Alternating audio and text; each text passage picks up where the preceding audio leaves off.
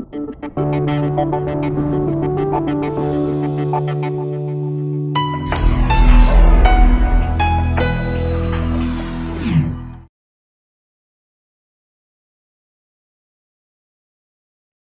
right, let's get ready for a great week. It's Monday Advantage number 23, Measuring Progress. This week, take a closer look at how you actually measure progress. Do you measure progress forward, or do you measure progress backwards?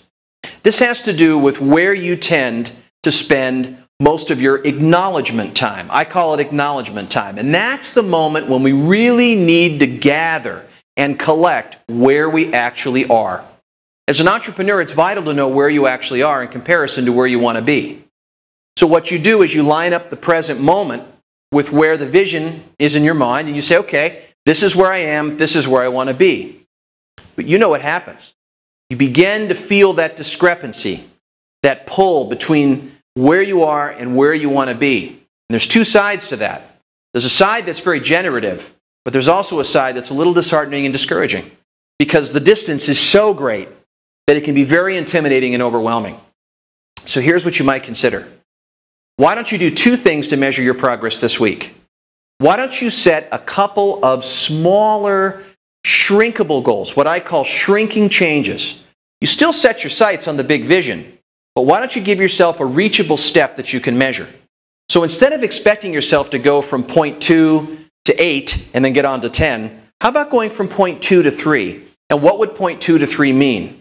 Why don't you acknowledge yourself big for a victory that's not only it's significant, but it's really within reach. That way you increase your level of confidence and hope that you are in fact moving instead of inspiring dread and paying attention to the huge goal that you can't taste victory anytime soon. Number 2, instead of looking at where you are in comparison to where you want to be, why don't you go back to where you actually were? How about taking measurement, taking stock of where you were a year ago? How about looking at where you were 6 months ago? What seems really daunting ahead might seem a little easier or a little more digestible because you rebuild your confidence by looking at where you actually were back there to where you actually are now. And that might turn a situation that was normal into a really abnormal learning opportunity. So it may turn something into a celebration when you measure progress that way.